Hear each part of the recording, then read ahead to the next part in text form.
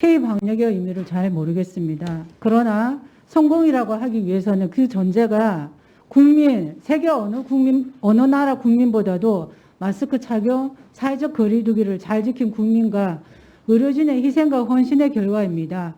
그다음 우린 보건복지위원들 전부 어느 것보다 감염병 개정에 대해서는 한 목소리를 일사천리로 통과시켰습니다. 그 결과입니다. 국민이 할 일은 다 했습니다. 정부는 정부가 할 일을 해야 합니다.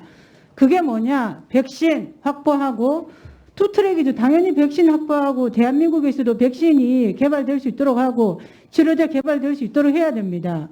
그거를 분리시키자는 의미가 아닙니다. 또 하나 세계적으로 우리나라는 한번 PPT 보시죠. 코로나 확진율이 낮은 건 사실이었습니다. 그러나 가을이 되고 겨울이 되면서 매일 1000명 이상씩 늘어나죠. 우리나라 한번 보십시오. 검사율이 6.7%입니다. 미국 67%, 영국 71%입니다. 검사율이 현저히 낮기 때문에 확진자가 낮다는 착시 현상이죠. 그리고 지금 심각한 것은 제가 여름에 가을에도 계속 말했습니다. 무증상자, 감염 경로 불명자 늘어나고 있다. 그러면은 자가 진단을 해야 된다. 어디에 누가 감염되는지 모른 채 다니다가 계속 전파하는 위험 때문에 그래서 자가진단 키트의 신속한 도입과 사용이 필요하다고 했습니다. 그래서 지난달 17일에도 지금 박능구 장관이 뭐라 했습니까? 백신 확보, EU, 미국 전부 또 위험을 분산시켜야 되는데 그래서 아까 말씀하신 것처럼 아스트라제네카 좋죠. 국내에 생산할 수 있기 때문에 그것뿐만 아니라 모더나 화이자도 같이 해야 된다라고 했을 때 아스트라제네카랑은 잘 추진되고 있고 모더나 화이자도 오히려 거기에서 더 계약을 재촉한다고 했습니다. 11월 17일 날 재촉했는데 한 달 넘어서 그러면 계약이 돼야죠. 그러니까 국민들이 불안해하는 겁니다. 누가 치료제 개발을 막겠습니까? 다 환영하죠. 코로나를 종식시킬 수 있는 가장 확실한 방법이 뭐라고 여기십니까? 네, 일단 확진자 수가 확산되지 않도록 감염에 예방하는 것입니다. 그게 우리 아까 말씀 주신 대로 우리가 검사율이 낮다고 표현하셨는데요. 그 이유는 우리 K 방역의 그 요소가 제가 말씀드릴게요. 6.7%니까 70% 국가보다 당연히 낮죠. 그걸 가지고 방역 잘했다고 하면 안 됩니다. 조사율을 높여야 됩니다. 자가진단키트 도입해야 되고요. 백신과 관련해서 정부의 발표를 보세요. 12월 8일이나 12월 18일에 똑같습니다. 코로나 백신 최대 4,400만 명분 확보했는데 내용이 15년 변호사는 저도 잘 모르겠습니다. 구매 계약서 체결 완료, 구매 약관 및 공급 확인서 체결, 계약 체결 추진, 예정 이런 건데 확보의 의미는 확실히 보정하거나 소유한 거 아닙니까? 저도 마찬가지로 국민도 4,400만 명분이 확보되어서 우리도 올해 접종할 수 있겠구나 당연히 기대했습니다.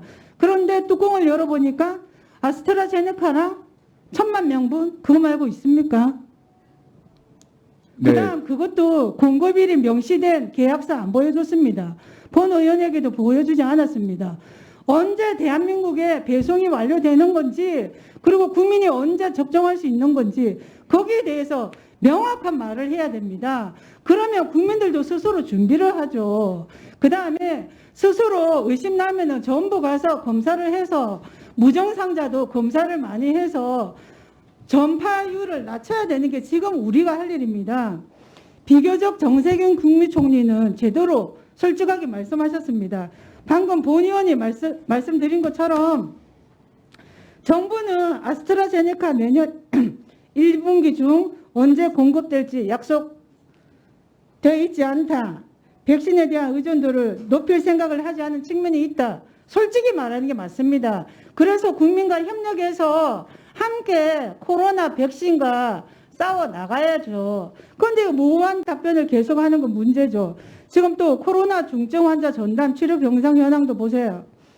지금 17개 시도 중에 7개 시도가 중증 환자 입원 가능 병상이 없습니다. 이거 어떻게 할 겁니까? 그래서 지금 대한민국에 없는 게 3개입니다. 코로나 관련해서 백신이 없고 병상이 없고 의료 체계가 없습니다.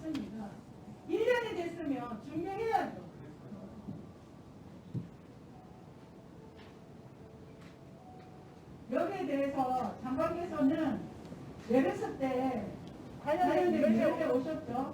여기에 대해서 어떻게 하실 건지, 자가 진단 키트는 바로 사용할 수 있게 할 것인지, 백신에 대한 정확히 알고 있는 내용을 국민들께 소상히 좀 말씀해 주십시오. 네. 우리가 검사율이 낮다고 하는 건 그만큼 발생을 하면 역학조사를 통해서 추적을 하고 또 격리를 하고 그러기 때문에 그런 걸로 알고 있습니다. 다른 외국은 역학조사 자체를 하지 못하고 있습니다. 그렇기 때문에 검사량이 많고 그에 따른 확진자도 많은 걸로 알고 있습니다. 이건 제가 그때 메르스 당시 총괄 반장하면서 우리가 앞으로 구비해야 할 걸로 이런 역학조사라든지 이런 체계의 구축이 있었다는 말씀을 드리고 그게 지금 현재 작동이 되고 있다 저는 그렇게 생각을 하고 있습니다. 중증 환자 부분은 위원님께서 말씀 주신 대로 저도 와서 청문회 준비하는 과정에서 보니 중증 환자의 대기 숫자가 확진자가 늘어남에 따라서 중증으로 이완되는 환자 수가 많아지고 있었습니다.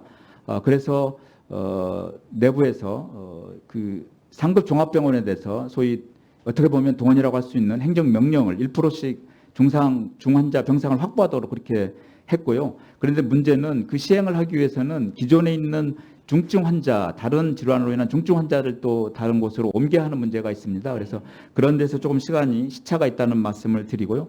백신은 저희들도 이렇게 구체적인 내용을 공개할 수 없다는 것이 참 안타깝게 생각합니다만 이게 세계 어느 나라에서도 그 제약 기업과 이런 백신 개발 회사와 이 계약하는 과정에서 그런 비밀 유지 이 준수가 있기 때문에 그 상황 때문에 못하는 것입니다. 그래서 저희들이 물량이 확보되고 접종 시기가 확정이 되면 그때 국민들께 소상히 말씀을 드리고 필수 접종 대상자부터 이렇게 접종을 맞을 수 있도록 그렇게 해 나가도록 하겠습니다.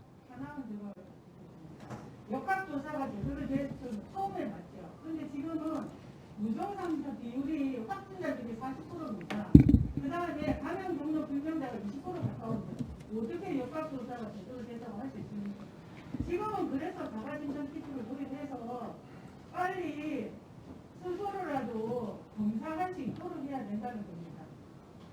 현상이 바뀌었으면 그에 대한 대응도 달라져야 된다는 거죠.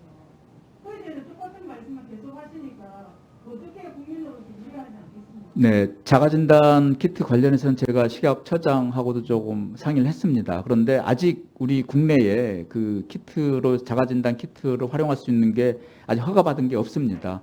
필요성은 인정이 됩니다만 그런 것들을 나오면 저희들이 어떠한 대상으로 어떤 곳에서 할 수 있을지를 정부 내에서 검토하도록 하겠습니다.